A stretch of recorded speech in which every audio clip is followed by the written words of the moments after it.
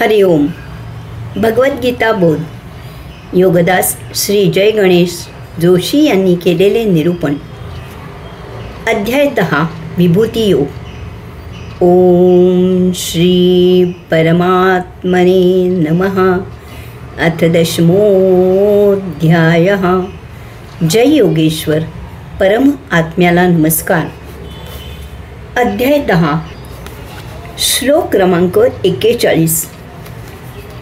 यद्यद्विभूतिमत्सत्वं श्रीमदूर्जितमेव वा तत्तद्देवावगच्छत्वं मम तेजोंशसंभवम्. जे जे ऐश्वर्य समृद्ध, सत्वयुक्त, वैभवसंपन्न आणि तेजपुंज असे आहे ते सर्व माझ्याच अंशात्मक योग सामर्थ्याने निर्मित झालेले आहे असे तू जाण.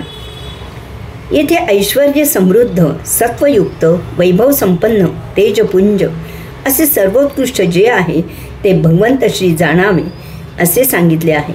मग जे सर्वसामान्य आहे, निकृष्ट आहे त्याचे काय असा प्रश्न निर्माण होतो.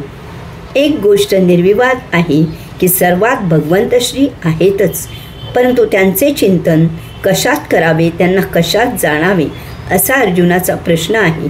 त्याला अनुलक्षून हे या अध्यायाच्या समाप्तीमध्ये दिलेले उत्तर आहे. भगवंत श्रींचे चिंतन करायचे असेल तर अर्थातच ते सर्वोत्कृष्टातच करावे, तरच आपण सर्वोत्कृष्ट होऊ. कधीही सर्वसामान्याचे, निकृष्टाचे ध्यान करत नाही. नेहमीच आपल्यासमोर उद्दिष्ट सर्वात उत्तम तेच असावे. हिमालय पर्वताच्या शिखरावरून गंगोत्री वाहत वाहत खाली येते. ती खाली येताना सर्व प्रदेश सुमंगल, सुसंपन्न, पवित्र, पावन करत करत खाली येते. तेव्हा जर अत्युच्च पावन असेल तर त्याच्या प्रभावाखाली येणारे आपोआपच पावन होते. यास्तव अत्युच्च अशा ठिकाणी भगवंत श्रींचे अधिष्ठान असणे आवश्यक आहे. त्या योगे स्वाभाविकच त्या छत्राखाली सर्व काही पवित्र होईल. याचा अर्थ कुरूपतेत, क्रौर्यात, नीचवृत्तीत इत्यादी निकृष्टातही जे सर्वोच्च असेल तेथेही भगवंत श्री आहेत असे समजावे. हे जरा समजून घ्यावे. सर्वोच्च नीचता ही भगवंत श्रींच्या शक्तीशिवाय साध्य होत नाही. आपण पुराणातून वाचले आहे की हिरण्यकश्यपूने किंवा रावणाने श्री महादेवाचे जप, तप, ध्यान करून महादेवाला प्रसन्न करून सिद्धी प्राप्त केल्या आणि मग पापाचरण केले. एरवी हे शक्य नाही, हे लक्षात घ्यावे. यावरून हे लक्षात घ्यावे की नीच वृत्तीला, दानव संस्कृतीला बलाने कधीही कमी लेखू नये. त्याच्या पारिपथ्यासाठी त्याच्याजवळ सर्व शक्तीनिशी सामना करावा. दानव महाप्रबळ असतात, कधीही त्यांना कमी लेखून गाफील राहू नये. तथापि दानवत्व हे नेहमीच देवत्वापेक्षा कमजोर असते.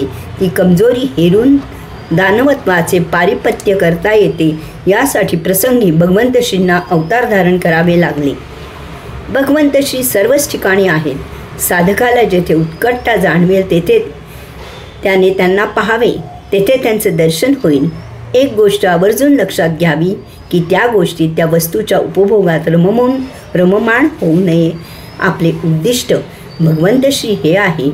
गंगोत्रीला गेल्यावर तेथील निसर्ग सौंदर्य जरूर पाहावे. त्या सौंदर्यातही भगवंत श्री आहेतच, परंतु तेथील फोटो काढण्यातच रमू नये. तेथे परमात्म्याचे ध्यान करणे हाच एकमेव हेतू असावा. त्याकडे लक्ष पुरवावे. श्लोकाच्या शेवटी भगवंत श्री सांगत आहेत की सर्व माझ्याच अंशात्मक योग सामर्थ्याने निर्मित झालेले आहे असे तू जाण. अगदी स्वाभाविक आहे. जर अखंड सूर्य आपल्यासमोर येऊन उभा राहिला तर आपण भस्म होऊ. तो खूप दूरवरून काही किरण पृथ्वीवर पोहोचवत आहे. हेच आपल्या भल्याचे आहे. संपूर्ण परमात्मा सहन होणार नाही. ते दिव्य तेज आपल्याला असह्य आहे. तेव्हा येथे परमात्मा अंशात्मक रूपात प्रगट आहे. हे त्याचे आपल्यावर उपकारच आहेत. हरि ओम.